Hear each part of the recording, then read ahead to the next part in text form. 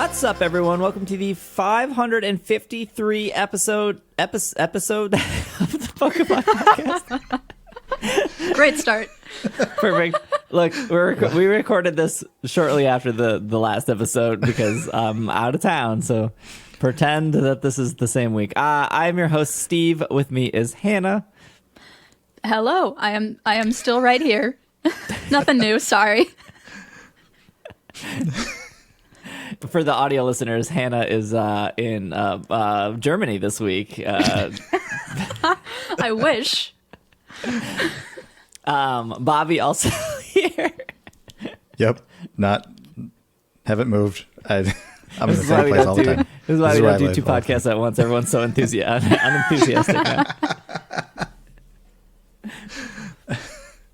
now. So, if there was Pokemon news the week of the Hoenn Vegas Go Fest tour thingy, and you're like, why aren't we talking about it? It's because this was recorded early, and I was at Vegas. And if you want my thoughts of Vegas, there'll probably be a separate episode for that. But because I'm traveling on the Monday and the podcast comes out on Monday, we have to record early. But that's okay, because I don't think the plans for the podcast would have changed.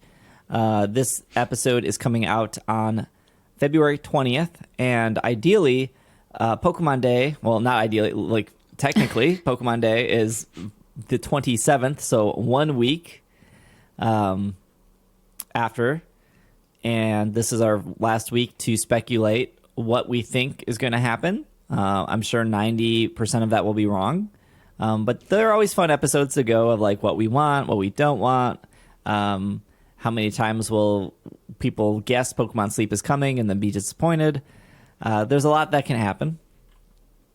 And on top of that, I guess technically as of this recording, we don't even know if there's going to be like a video announcement or something like that. Mm-hmm. We don't know if there's going to be a sh- Pokemon presence. Right. I'm sure there will be. But who knows? Also, we don't know if that's going to be like 6 a.m. California time or 6 p.m. because Japan. I don't know. Don't know what that's looking like. But Pokemon Day is Monday, February 27th. So this episode will just be speculation. And who knows, maybe by the time we record this, they'll be like, hey, we're announcing DLC. We'll show you more on Pokemon. Like, I don't know. I guess we can start there, though. I guess it's safe to start with the obvious, or what I guess everyone thinks, is that they're going to show DLC for Scarlet and Violet that would ideally either come out in the same time frame of the Sword and Shield DLC, which would have been June and then November, or I saw somebody suggest, what if there isn't two DLCs and it's just one big DLC for November, which I didn't really think of. But after they said that, whether they're right or wrong, to me that seems a little more appealing. Where do you think Pokemon stands in facing off with Zelda? Because So like Zelda, I could see them do Zelda one is big May, one right? in November to just like keep clear of Zelda. Like Zelda's late May, right? It's the end of May. Yeah. Mm-hmm. So I could see them do that for that, but also Pokemon is its own gigantic thing, so that may not even be a thought in their mind. Yeah, I remember when Auras came out the same day as Super Smash Brothers Brawl? Whatever one was on the Wii U. I remember those coming out on the same exact day and me being like, boy, I dislike both of these games. Ouch. Well, there was a Pokemon game pretty close to A Link Between Worlds, which I think was also November or December. That's not That wasn't. that's not the follow up of Breath of the Wild. That's not. It's not a $70 Switch Yeah. game. Yeah, They're that's so true. confident in Breath of the Wild, they stuck an extra $10 on that. I was thinking about other games, and again, I don't there's so many things that went wrong, or not went wrong, that were just different outside of the video game world because of the pandemic that recently happened, right? So pandemic happened at the end of March, I think, early April, and then people were stuck at home. Work at home began. I remember myself, I was streaming a lot more because people were at home, or people were laid off or furloughed. And I remember Isle of Armor just being such a huge deal, at least, in my circles. And you could maybe say the same thing about Animal Crossing. Huge deal. We will probably never know whether, Animal Crossing would have been this big of a success if the pandemic didn't happen, right? Like, I think most people agree that the pandemic definitely helped. But then when the Crown Tundra came out, and I think Hannah and Greg and I kind of touched on this a week or two ago, it just didn't feel like it was as exciting as the Isle of Armor. Maybe because it was the second DLC and not the first DLC. Mm-hmm. And even in other games, whether that's like Destiny or Monster Hunter or Hitman, I'm trying to think of games I've recently played. I feel like little DLCs or little updates, I think to myself as a player, like, not that big of a deal. Like, cool. It's very cool that they're updating it. Or Monster Hunter, oh, cool, they're adding like 2 new monsters and like a new armor set. Okay. But I think if it was like a bigger, substantial DLC with a bunch of marketing and they really hyped it up, I feel like that would push players more to pull the trigger or to drop everything to come back to that game. And I don't think they did a good job with Crown Tundra. And so if they are going to do 2 DLCs, I don't know. I guess I want the excitement behind both of them. I feel like there's the potential for that, though. Yeah. There's the whole... I mean, I keep saying this. The story leaves part of it unsolved. There is a whole section of the story, of the background of what's going on with the crystals, what's going on with the third legendary that we haven't gotten in these games yet. And I'm super excited for it. And I think that they could market that to make this DLC big. Yeah, because with Sword and Shield, we kind of had everything was like answered when it came to. Well, as much as it could be in Sword and Shield. Yeah. What happened to Rose? Why did he feel the need to not wait a single 12 hours for his energy crisis? More so though than what we've like been given, and we've been given more in Scarlet and Violet to want versus, I think, with Sword and Shield. Yeah. So that makes sense. But how did you guys feel about the Breath of the Wild DLC, if you did that? Because that was also 2 parts. And I feel like the first part I was into, and then I never really got into the second part of the DLC. And I feel like it was the same. It was like the marketing was all toward the beginning. Mm-hmm. And yeah, the first part, I did feel very similar to the Breath of the Wild DLC, just like the Pokemon DLC. Yeah, and then once they had everyone's money, because everyone bought it for the first part, why mark it as hard for the second part? Because you already got a bunch of people's money on that first part. Yeah. Another game that stood out to me is like the Fallout games, where they do like, you can, was it Fallout New Vegas that had like 4 like smaller DLCs? Like one was an alien, one was an old Western one or something. And I was like, man, the first one seems great. And I was like, I don't know about the second, third, or fourth. And then the first one came, and I was like, and then I missed it. And then I felt like a month later, I was like, I moved on. I moved on to different games. Mm-hmm. Yeah. And I wonder if that was like because I did the same thing for Breath of the Wild. Like, they marketed the first one. I was like, yeah, there's some things that are interesting here. And then I was like, the second one doesn't seem as good. Or it was flipped, one of the two, where I was like, one of these seemed more interesting than the other ones. Mm-hmm. But by the time I was like, should I get it? I already moved on to different games. Mm-hmm. And this is so interesting to me because that's how I felt about the Sword and Shield DLC. I missed the first round. I missed the hype for it. I was working on graduating college. So that was not in my realm of what I was doing at that point in time, and I didn't get to do the Isle of Armor as it was coming out. I went and got the Slowpoke and didn't touch that game again for months. And then when Crown Tundra came out, it felt like there was hype around it for me. It did get me back into it. It got me to do both of the DLCs at that time. There was that whole video where they revealed the Galarian birds, and that was super exciting. Mm-hmm. That's true. That's true.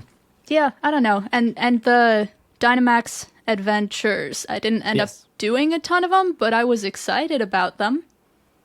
Yeah, I will say, like, Crown Tundra, I think, has more replayability, or not even replayability, but like the Crown Tundra stuff keeps people coming back. What kept people coming back because of those Dynamax adventures. Mm-hmm. So I will, like, that was. But as far as the DLCs themselves, I think I just liked for one, I liked the look of Isle of Armor more. I liked the more like island kind of like feel of that fact that it was like an island and it was like ocean and everything and all of that versus like the Crown Tundra.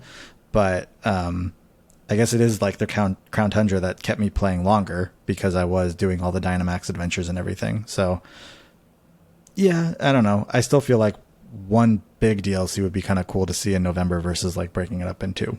But it could go either way, I guess. Today's video is brought to you by HelloFresh. You can get fresh, pre-portioned ingredients and seasonal recipes delivered right to your doorstep. Look, we've all been to the grocery store. Things are expensive.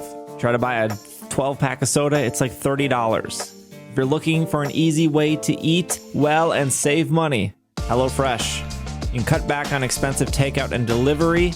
You'll love how fast, easy, and affordable it is to whip up restaurant-quality meals right in your own kitchen.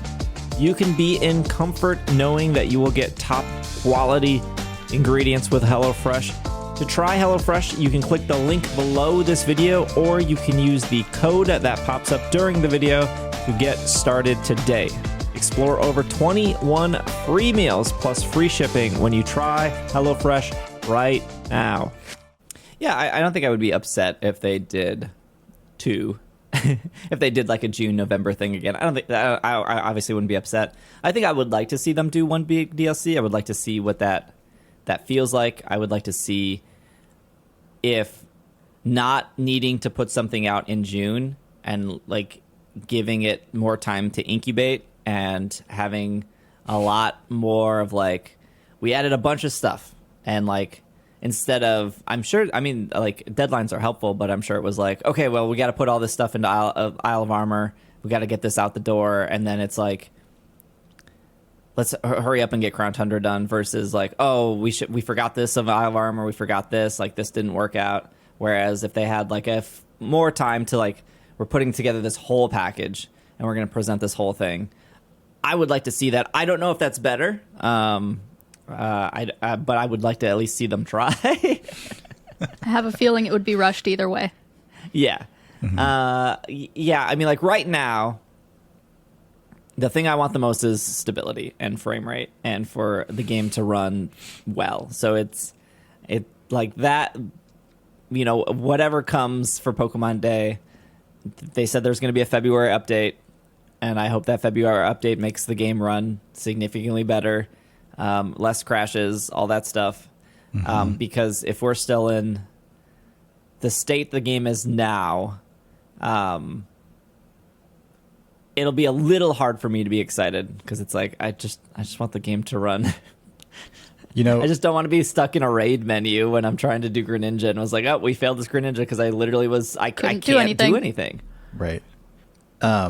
If they do fix the problems in February, that might be a good reason for a DLC to come out in like sooner than later, because it's like people played it in November and it was buggy and they had this experience that they had, and now if they didn't come out with a DLC until a full year later, but they fixed a lot of the things in February, it's like fixing things may be like, okay, now let's bring people back like sooner than later to play it again, to keep playing and then realize that it's like good now.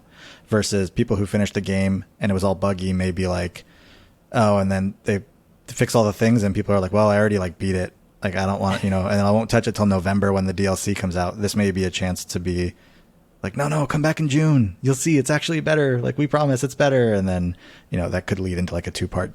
I mean, I know that's probably the deadlines have already been set for these things, but it would potentially be helpful to like bring people back in once they've fixed things. I feel like they might be relying on the raids to do that, though. Yeah. Yeah. That's true. I don't know if you could probably make the case for both, like a summer DLC or a big winter DLC.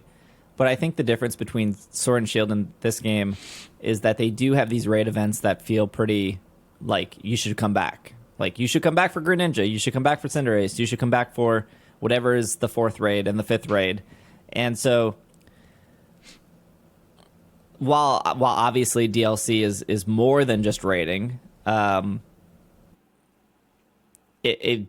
like, if the raids themselves are not bringing you back, you're probably going to need a lot to bring you back. If, like, we have shiny hunting, we have completing your Pokedex, we have competitive, we have the raids, and we have technically 2 types of raids, right? We have the 7-star raids, and then we have the in-between raids. So that's a lot of reasons for you to continue playing the game. Like, not maybe every day, but like maybe like once a week you pick it up, or maybe like the Thursdays are your Pokemon Day to play Scarlet and Violet. If that stuff's not bringing you back, it almost feels like such an uphill battle to be like, okay, well, this DLC will bring you back. Hopefully. Fingers crossed. Like, give us money and come back. Like, I do think they have to lay down that foundation of, we're giving you content throughout the year, and you're going to come back, and it's free, and it's good, and it's new.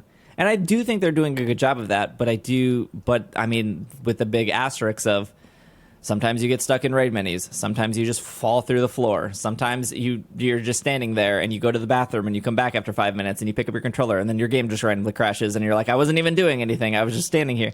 Not that happened to me like 4 times this past week. But all of those things are currently happening.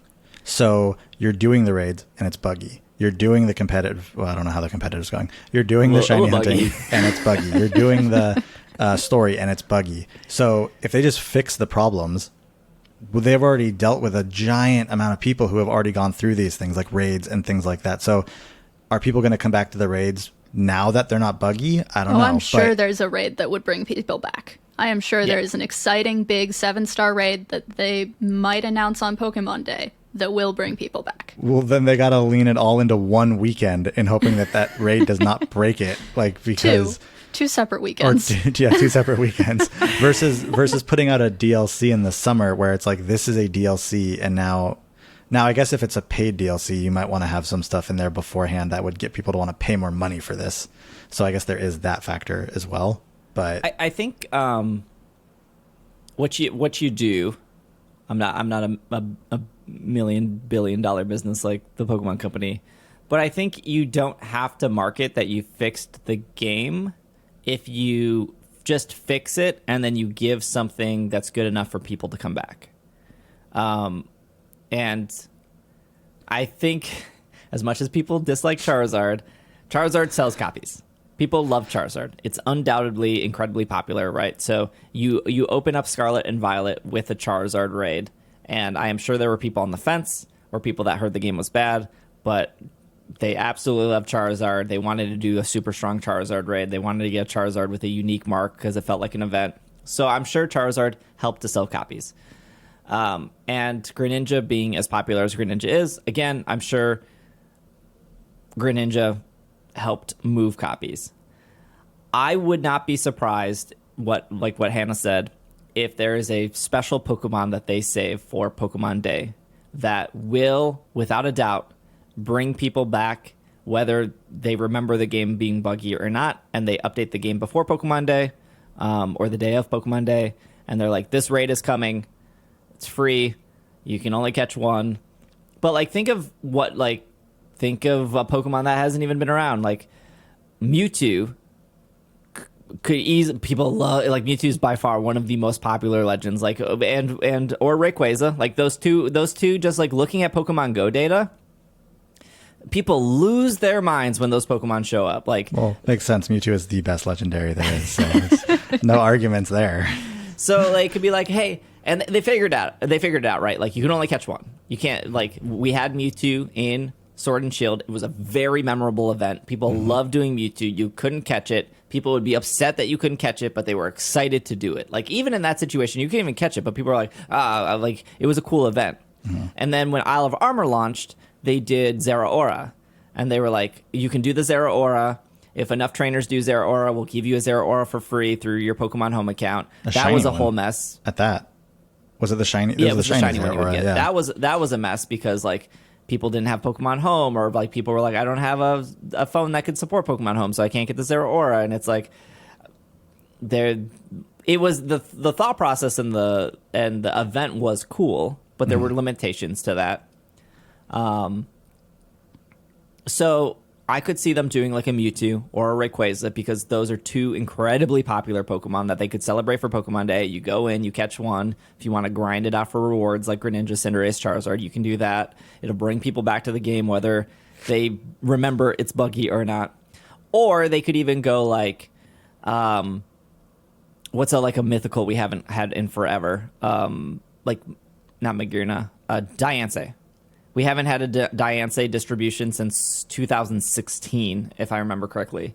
And they could even go farther, just like Zeraora, and they could be like, hey, Diancie's in raids this weekend.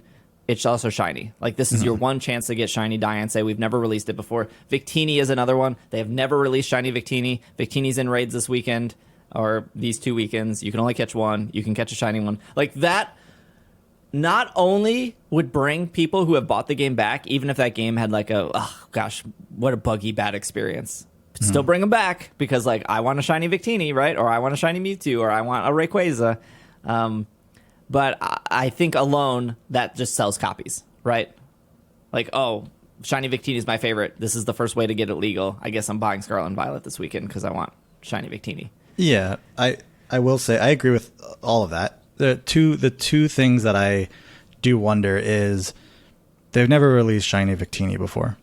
This bugginess of this game is not planned.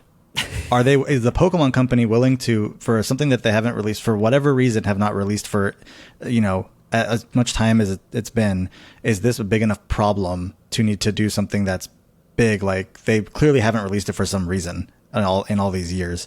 Is this something where it's like, okay, well, emergency plan here, we're going to do something like that to bring people back.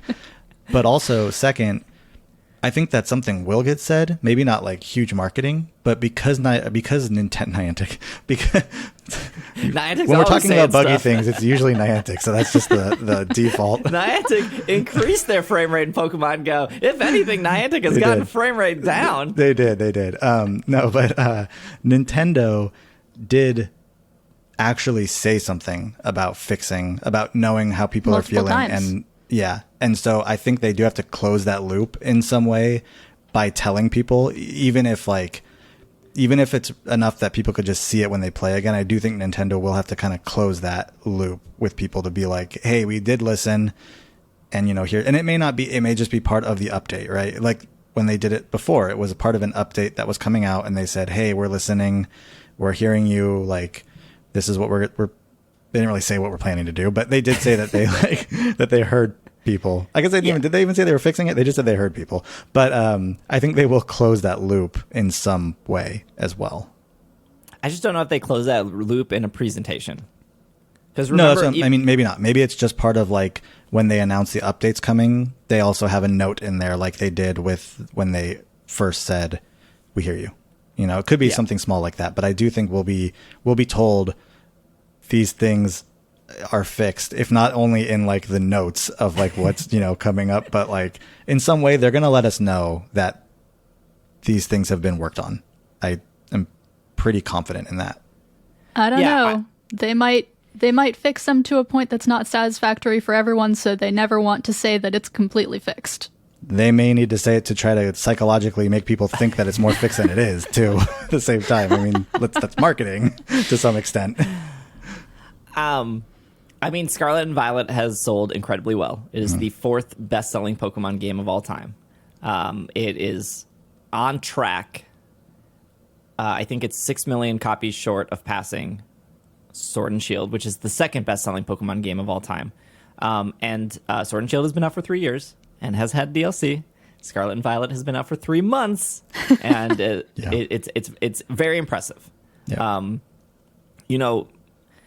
To say that Game Freak / the Pokemon Company doesn't listen to fans is inherently not. It's inherently not true. Like, they knew that fans wanted an open world Pokemon game for a long time, and they did it, and that in itself was enough to get people to pull the trigger.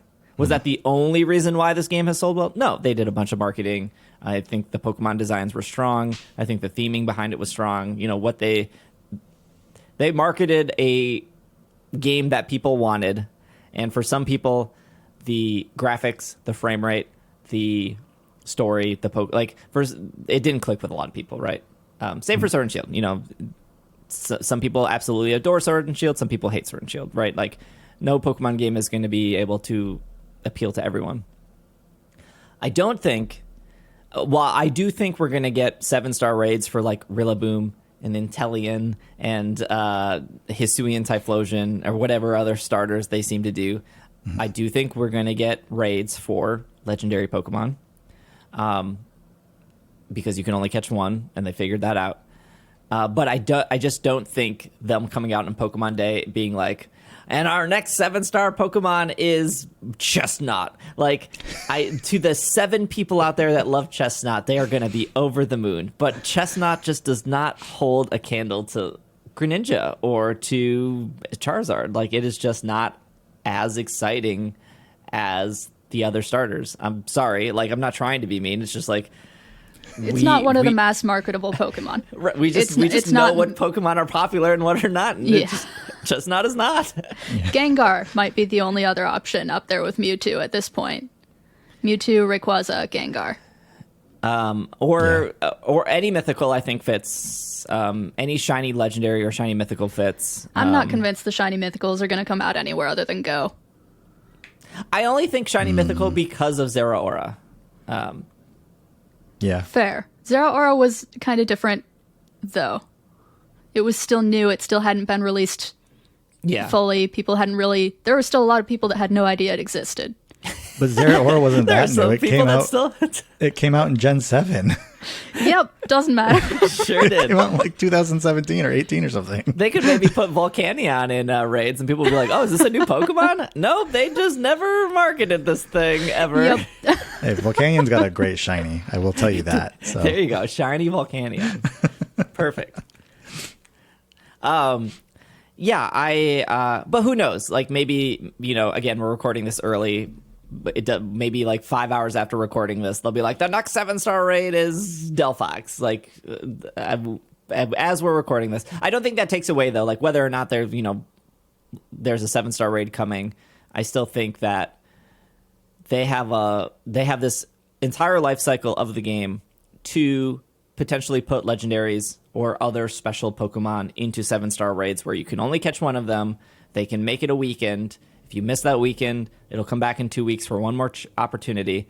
I think that it is a good strategy, and it is a good way to keep players coming back to your game. Even if they took a month break, the 7-star raid events seem good enough to make a Pokemon go, well, depending on how skilled or not skilled you are. I mean, we heard for years that Pokemon's too easy, and now all of a sudden, like, this is too hard. Like, we're never gonna win with these people, right? Like, and part of the problem is, like, Pokemon is so big, right? Mm-hmm. That it's a tough problem to solve when so many people have different wants and needs from a Pokemon game. Right. I mean, like, to be clear, whenever we talk about this kind of, it's different people. It's not like the same person is like, this has been too easy, and then that person is, this is way too hard. It's different groups of, it's different people along. Maybe I'm not saying there aren't any that feel that way, but I'm just saying, like, it does hit so many different groups of people, which is a good thing, that it is open to, like, so many different groups of people. But yeah, you do hear it one way or the other. You can't, like you said, you can't make everybody happy. Unless that person's like, this is a children's game. Why did they make raids so hard? And it was like, no, you can't have both. Yeah. Unless it's a child that is saying, hey, this is a children's game. Why are they making raids so hard? That's understandable. I don't think it's the children that are complaining. They got more than enough time in the world to play video games and to look up guides and to build stuff. I think Greg was right the other week. I think it is the adults that are complaining because they don't have enough time. It's fine. We've exhausted that conversation. Again, it hits groups. It hits all kinds of groups. And I think that's a good thing in the end. I think it does satisfy so many different groups of people. Pokemon Sleep. Wow. All right. We Diving know in. we know that it is being made by Select Button. Select Button is a Japanese company. They have originally made Magikarp Jump. Pokemon Sleep was initially announced on May 28th, 2019, during a press conference by the CEO of the Pokemon Company, Ishihara. I will say it was a 6 p.m. Pacific time press conference. Thank you very much. That was a nice thing to have, not 6 a.m. There was a data mine in January of 2022. That was a year ago, where several updates and additions added to the Pokemon Go app showed support for Pokemon Sleep. That data mine included the Pokemon Go Plus accessory. Plus. The Pokemon. You gotta say it. You gotta say it. It's too much fun. The cleverly named Pokemon Go Plus Plus. There was a SSL certificate registered in April of 2021. And I believe there was also a recent update a month or two ago to Pokemon Go to show another Pokemon Sleep update. Now, I don't know how trustworthy, right? I'm saying a data mine happened. I didn't do the data mine myself. I'm just reporting what has, we're just talking about what other sites have said that the data mine did. But this is 2019, so this is year 4. This will be the third Pokemon Presents, but the technically 4th year that this game has not come out. And we have the most promising news on it so far. Do we think that this is the year that Pokemon Sleep comes out? I always think this is the year that Pokemon Sleep comes out. So, I don't know how into movies you two are, but there's this little known movie called Cloverfield, which came out in 2008. And for the next decade, I was one of these people. I still am one of these people. Hardcore Cloverfield fan. The next decade, people picked apart every website registered, every update, everything that could have possibly been some kind of hint at a second Cloverfield for a decade before, well, technically it was like 8 years before another Cloverfield movie came out. And then in the end of the whole thing, it wasn't even connected to the first Cloverfield movie. And everyone was disappointed. 10 Cloverfield Lane was a great movie, but everyone was disappointed at the lack of connection. And I feel like that's the same thing that's happening with Pokemon Sleep. Like, people are looking for things, and it is in the data mines and things like that. But I do wonder how much it has changed and how much, like, it is not what maybe they initially announced in 2019, you said? 2019. Yeah, May of 2019. Yeah. I feel like things have probably changed with what it was like, and I just hope that it is as exciting as everyone over the last 4 years, including myself, has built it up to be. I don't think it could ever reach the excitement of what, like, I don't expect it to be exciting in general. You add Pokemon to that, be potentially helpful. But that's the thing. Like, I think, Hannah, you have realistic expectations, right? Like I have a water app. Like, what it does is when I drink water, I put it in the app. Like, this is a 16-ounce bottle. This is a 12-ounce can of soda or whatever. Like, you put all your drinks in, right? And then it takes the water from it, because obviously there's not a lot of water in soda compared to pure water. And it's very cute, very colorful, very easy to use. Supposed to keep you healthy. I'm supposed to drink, 60 ounces of water based on my weight and my height. I don't know.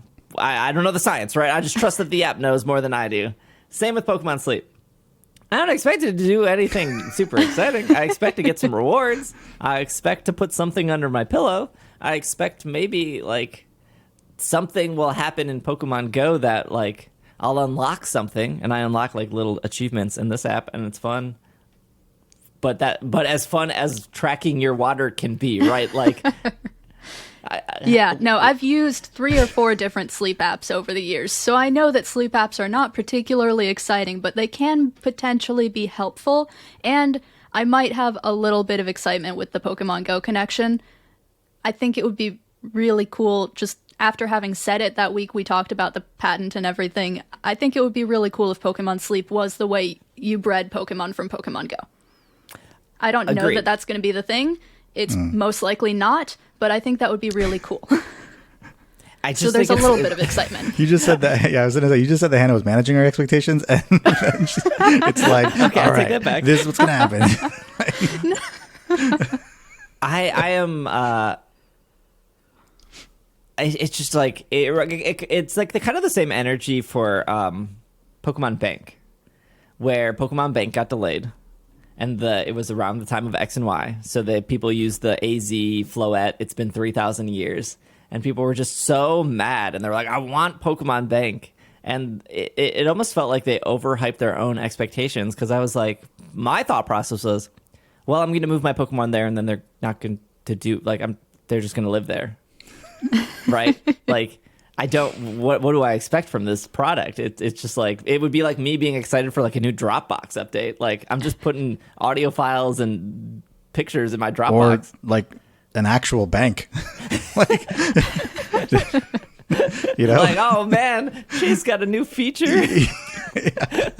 I've been counting down the days. But that, like, it almost feels like the same energy for Pokemon Sleep. Like, people are like, when is this going to come out? It's been 7,000 years. When are like, every Pokemon presents, they're like, when's Pokemon Sleep? This is going to be there for Pokemon Sleep.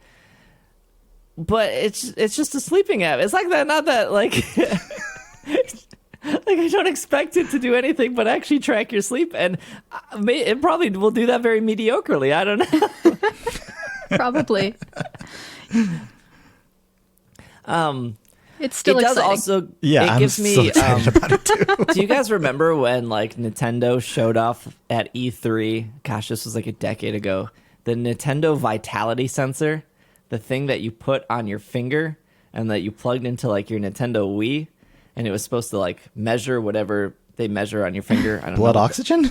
Yeah, probably. I don't even remember Typically what it what was you would supposed to do on your measure. finger.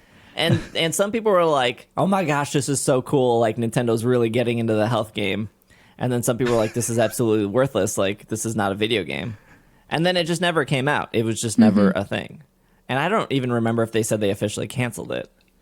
But they can kind of get away with that because, like, Nintendo makes a bunch of games. They have a bunch of internal studios, and they're okay with taking as long or as short as they need for a game. If this got canceled, how is Select Button like afloat? Like, they're still a company. Like, what have they been doing? Like, they would be being paid by the Pokemon company to work on this, right? That's how it works. Like, company wants you to, here's the money, make the game. Mm-hmm. If this got canceled, I would hope they're making a different game then, but they haven't said. So it would be safe to assume that they're probably still working on this. So, you know, interesting you bring up this vitality sensor thing, because I definitely just looked it up to be like, what is this thing you're talking about? And it was presented in 2009, and it was canceled in 2013 due to testing issues, which would be the same time frame that Sleep was initially announced, and it's now 2023, 4 years. I hope the same fate does not meet Sleep. Yeah. We've had some pretty wild announcements that came out of left field. So one of them being new Pokemon Snap, which was, I think 2 years ago at a Pokemon Presents, because then it would have came out a year later. Which, you know, the Pokemon Company in multiple interviews for years say, you know, we have no desire to make a new Pokemon Snap. And then it changed to like, we have no plans, we have no desire to. If we did do Pokemon Snap, we would have to do something very creative and very new to make it feel unique, which is like just overall like a very general Nintendo statement of like, we always got to do something new. We can't make the same game over and over again. And that was 1 year before. That statement was from 1 year before they announced new Pokemon Snap. So we've had like new Pokemon Snap appear. We had a remake of Mystery Dungeon DX that just came out of nowhere, and they're like, this game's coming out soon. So is this the year where they're just like, we're reviving Ranger, we're reviving Conquest, we're reviving, Stadium. Stadium's one of those games where they're like, we got no desire to make that. But maybe they found a unique way to do Stadium that they're like, we can bring it back. But both New Snap and Mystery Dungeon, did those come out during their 25-year anniversary? Yes. I know Snap did, because it came out in April of... No, Mystery Dungeon was a year before. Okay, yeah. Because I was going to say, those little surprises and things like that, they make a little bit more sense, it being like the 25th anniversary, and we all know how wonderful everybody loved the 25th anniversary of Pokemon. But, I mean, it was like... I mean, you know, that kind of stuff is like, kind of makes sense. Little surprises like that when it's like the 25th, you know, anniversary versus, what would this be? 27 years. So I guess it's, 27th year. So I could see that like not having the kinds of surprises that you had during like the 25th or the 20th anniversary. Yeah. I feel like there has to be a company like so Bandai Namco made both Pokken and Snap, and then I can't remember the company that makes Mystery Dungeon, and then I think that was a different company that made Ranger, and then a different company made Conquest. There's probably other third party, like, I don't know, PokePark 3. I can't remember who made PokePark, but there could be something new. There's also we're working on a sequel to the 3DS version of Detective Pikachu. That is still nowhere to be found. That was announced the same time that Sleep was, right? And people did not keep their like hype up on that nearly as much as they did Sleep. Right, correct. Well, I mean, you kind of know what to expect there. There's a difference between being excited for something that you have no idea what to expect and being excited for something that you kind of know what it'll look like. Yeah, that's true. As much as people absolutely loved Conquest, that game did not sell well at all. And Detective Pikachu kind of in the same boat of, while the movie did great, and I thought the movie was fantastic, the movie loosely followed that game. Mm-hmm.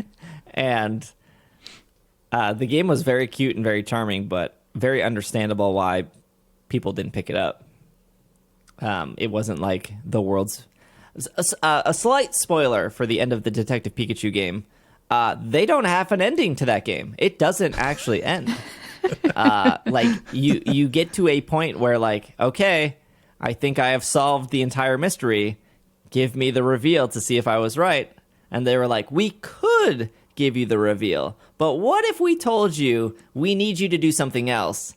And that something else is not in this game because here are your credits. And you're like... Oh, okay. Like, I guess. I mean, I definitely enjoyed my time with the Detective Pikachu game. I mean, I don't see a problem with that kind of ending if a second game is actually being made. As long as you have something coming up for sure after it, you can do a cliffhanger. But you can't do a cliffhanger and then never have the next thing. I mean, you can, but it's frustrating and that's sad. Yeah, it makes you dislike the first thing. Yeah.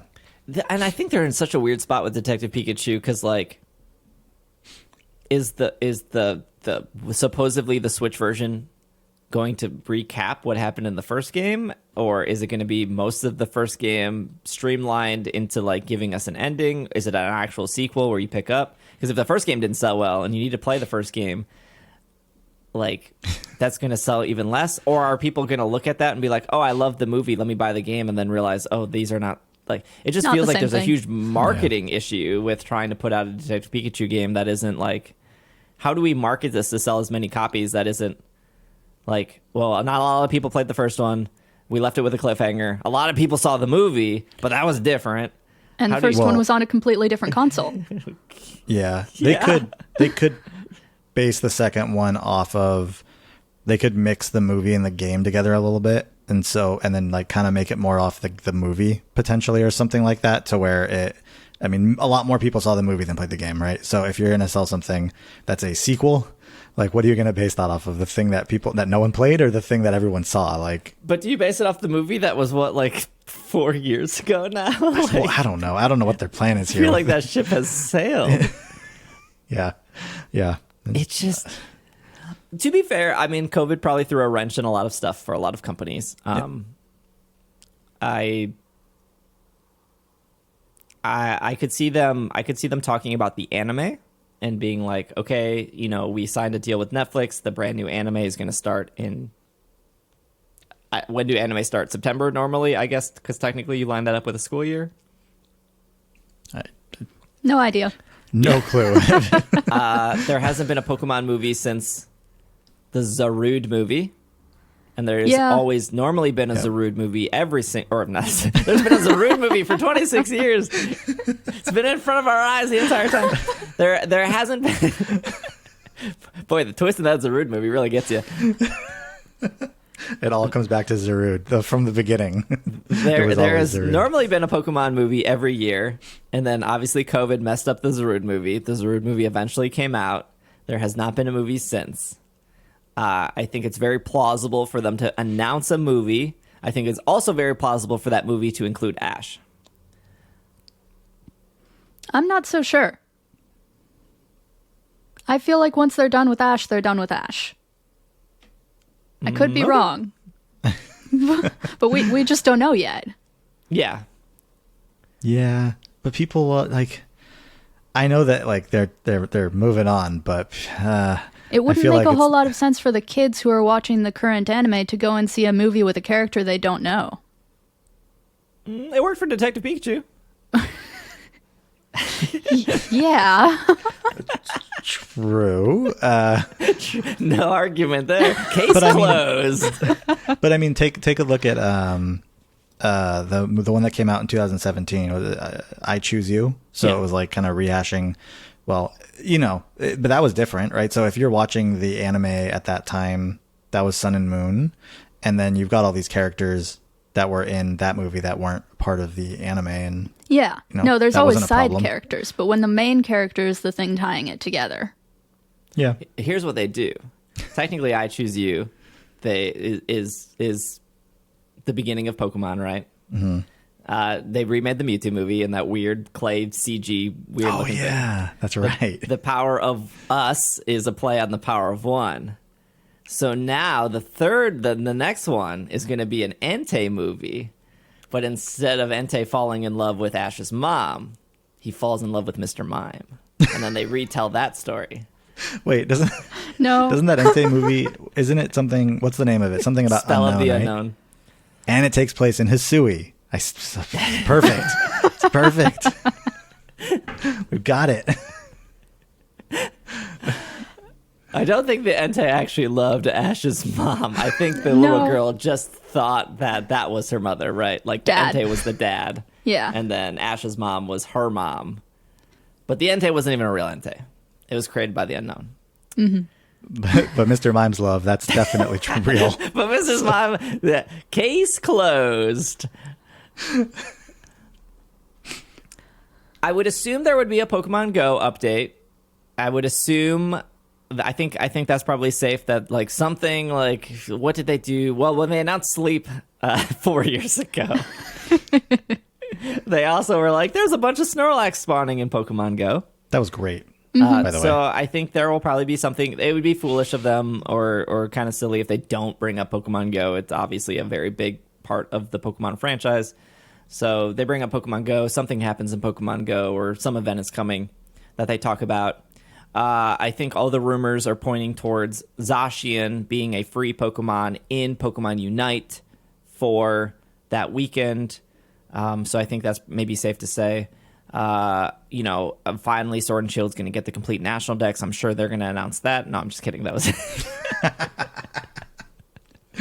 Don't even. I've been waiting for years. I was told that there would be a sad. third Sword and Shield DLC. They would finally add all the Pokemon. Where were the YouTubers? That's what they told me for years. They were right about that. They got to be right about going back to Kalos for the Scarlet and Violet DLC. Yeah. Who cares about answering these questions in Paldea? Just send me back to Kalos. Yeah, so what? We got Anime, Unite, Pokemon Go. Anime maybe not so much, but if they're making a big deal about this new anime, it kind of would make sense to bring it up on Pokemon I don't know. Day. Go is right off the heels of the Hoenn tour, like the global Hoenn tour. It's like literally the next day. So I don't know that they would do anything immediately in Go, but they could announce something for something down the line a little bit.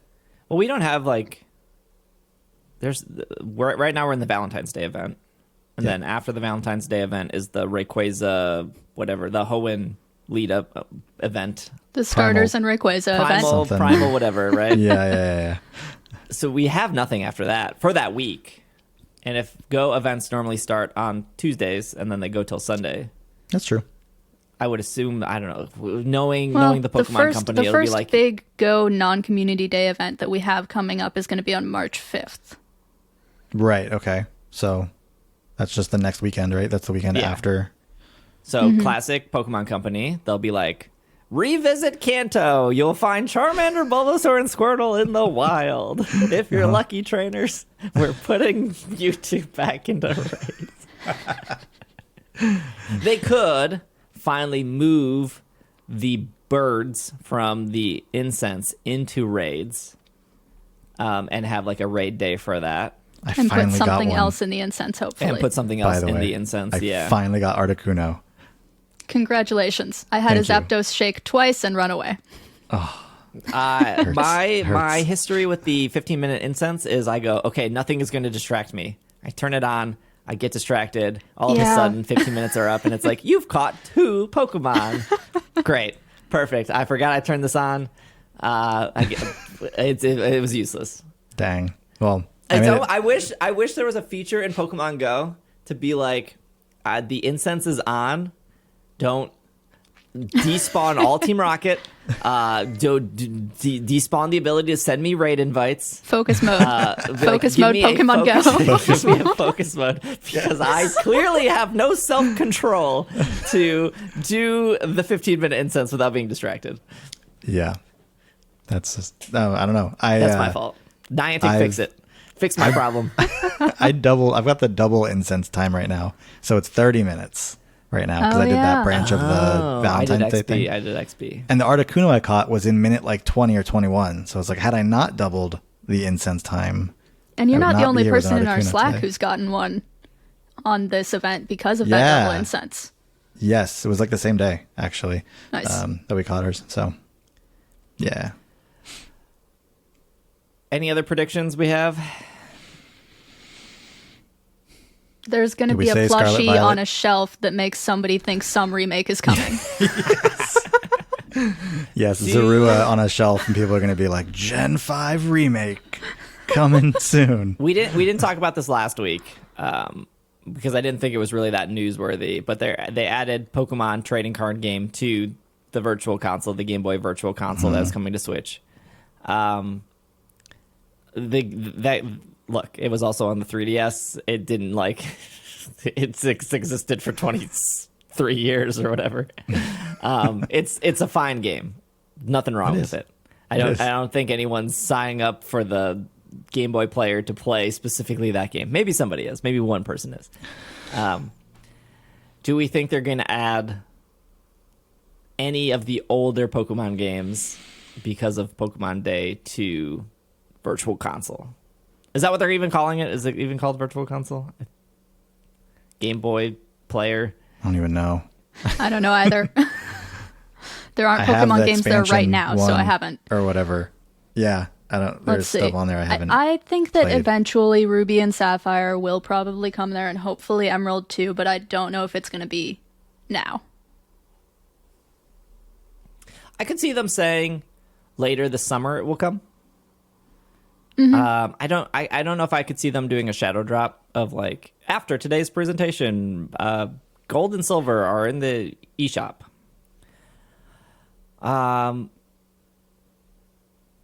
They would have to have home compatibility, right? Mm-hmm.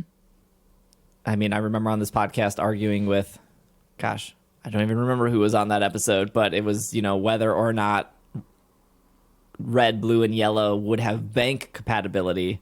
Mm-hmm. And I was like, they have to. Like, that's the thing they keep saying publicly is like, we don't ever want to have a gold to silver to ruby sapphire issue again. Would they do that if it's a part of the subscription? Because you lose the subscription, you've now taken Pokemon over there, or it's like you don't own the game in the same way that you do with the with the red, blue, yellow. Like, those are just eShop. You downloaded them for $10, 3DS, and they're yours. This wouldn't be that. So it would be kind of weird if there was home compatibility.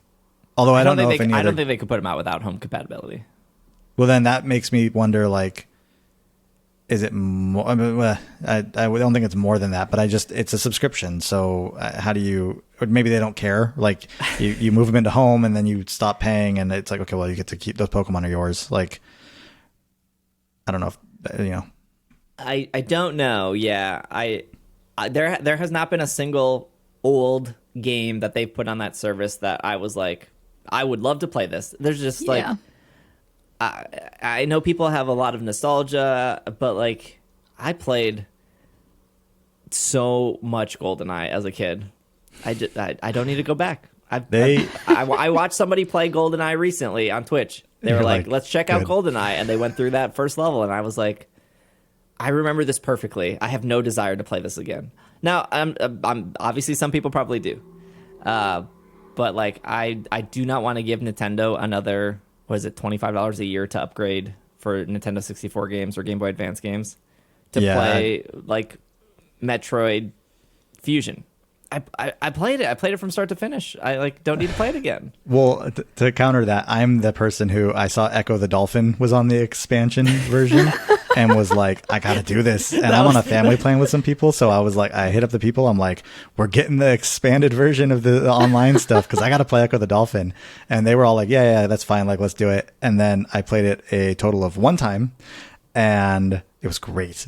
But then like Scarlet and Violet came out and I was like, was it worth it? Was it worth the upgrade for the one-time Echo? I'm going to go back and play it again. I'm going to play it today. Now that I say it, and I just remembered that it's there again, I'm going to play it today. Wonderful game. 10 out of 10.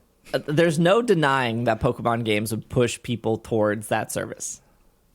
And I think there's like two sides of me. There's the side that like archiving, having a way to play old games and having those archived in a way where you don't have to walk into a ma and pa shop and spend $200 on Heart Gold Soul Silver. No one wants to do that. I don't think anyone should do that.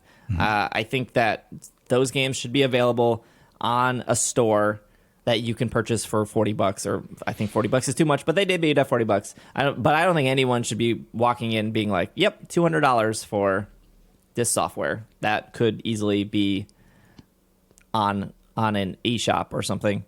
So for an archival purpose and for them just existing and them being accessible, I think 100% they should exist. In like, do they hold up situation?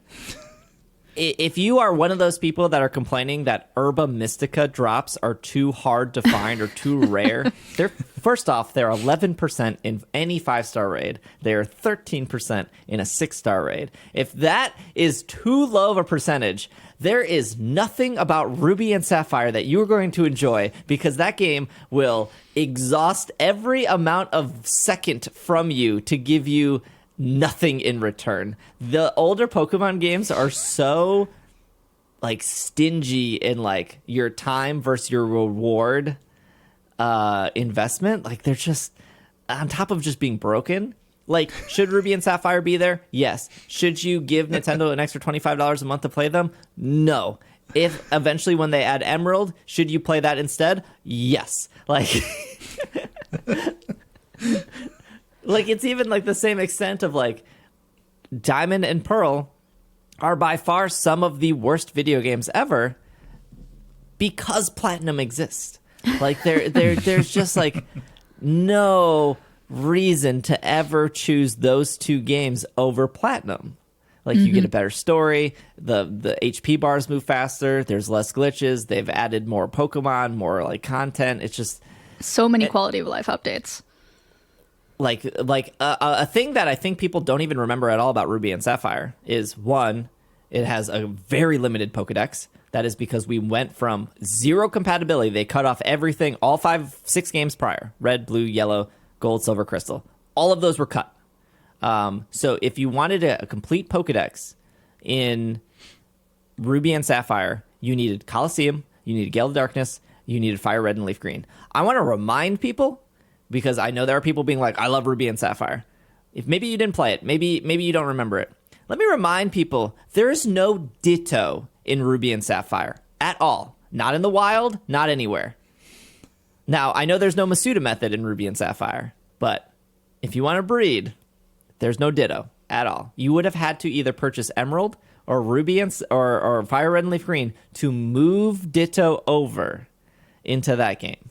Like I think sometimes with these older Pokemon games, people have such thick nostalgia glasses, and for me, it's hard to go back to them. Now, I am going through Ruby and Sapphire because I'm doing a ribbon quest, and all of these issues are very apparent to me, but also I cannot do that on a virtual console. I have to continue playing it on actual hardware to move them forward. Mm-hmm. So, like, even if they were, that's just a me problem. Like, I ain't touching Ruby and Sapphire again. I already got a copy started. I got like 3 shinies in it. These Pokemon are already like going through their ribbon quest, and I'm suffering with them. And once we're done, we will move to Platinum, and we will get those ribbons, and we will suffer less. Every game we move up, we suffer less and less.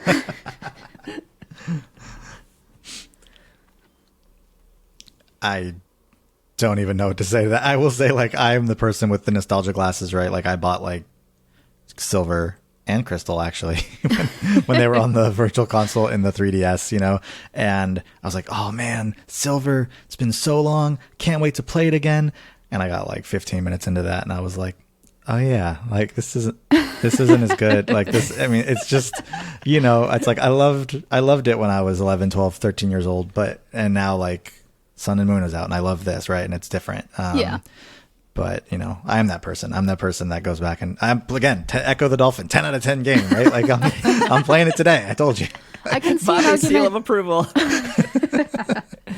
I could see an argument for people who have never played the games before and want to experience the story and the games for the first time. I think that maybe playing post-game content, trying to shiny hunt, that kind of thing is not the best experience in those games. But I will say that I have more than one friend who's happy to get to go and experience those games for the first time. And as someone whose home game, I was a Ruby Sapphire kid, is that generation, I'm not going to stop them from going and experiencing my favorite region. I love Hoenn. Yeah, I think there is a charm to go back to a game you grew up with. And I do think they should be there. I don't think they're there for everyone. I do think in a marketing aspect of, you know, somebody who maybe didn't pull the trigger on Scarlet and Violet, they see that Ruby and Sapphire or Crystal or something is in the eShop, they download it, they play it, they have a great time, and then they start looking into new Pokemon games. Like that is a real scenario that exists. So for marketing purposes, like I think that also makes sense. I think it makes I guess like I just think it makes sense for them to be there, but I don't think that not everybody's going to want to play them. Right. Like I don't think it's like this big like shake up that like, oh, they need to be there. Like they need to be there for like an archival purpose and like and to, you know, give somebody an affordable way to like get these games if they want these games. But like I don't know. I think more players than not cannot go back to something so outdated. You can say broken because we're playing it right now in Paldea. So. Yeah, but a common theme between these Pokemon games, they're all broken in different ways. No, but it goes back to just satisfying different groups of people, right? I mean, it's okay that like maybe it won't be the most popular thing to go play Red, Blue, Yellow or Ruby and Sapphire or whatever again. But if you can open that up to getting more people playing Pokemon, I think that's a good thing. And I think the Pokemon company definitely thinks that's a good thing. So, They like to sell copies, that's for sure. Mm-hmm. Well, all right. That's our episode. Gave you guys a solid hour of predictions. I'm sure 90% of this will be wrong. I can guarantee that they will mention the word Pokemon during a Pokemon Day presentation. I guess if they have one. I'm assuming there will be some sort of presents. Who knows if that's going to be 6 minutes or 15 minutes or 25 minutes. Don't know. Anyways, thanks for making it to the end. You can give us your Pokemon Day predictions in the comments below if you're watching on YouTube. If you're listening on Apple Podcasts or Spotify, and you can't leave a comment, but you can review us. That is helpful too if you're listening on those. Thank you, Hannah, for being here. Thank you, Bobby. It's going to be really weird because our next episode is going to come out on Pokemon Day. So we might just naturally do a shorter episode and then maybe do like a bonus episode that comes out that evening with just like thoughts. So if you're listening to the podcast feeds and the 27th episode is the episode that comes out on the 27th is probably short. It's probably because we're going to do like a bonus one. So you guys don't have to wait a full week to hear thoughts. But we have to figure out scheduling for that. So lots of exciting stuff. Hopefully, I don't know. It could be disappointing. They could announce Pokemon Day could just be like, here's a big Lapras plush. We'll see you guys next year. Yeah, there could be no presents at all. Here's a big Ursaluna plush. We'll see you guys next year. Big Claude Sire plush. That's what they really need. Oh, it'll be $2.99 in Pokemon Center. Good luck. Yes. All right. Thanks for listening. This has been another episode of the Pokemon Podcast, and we are super effective. Counting down the 7 days left till Pokemon Day. Super effective. So close.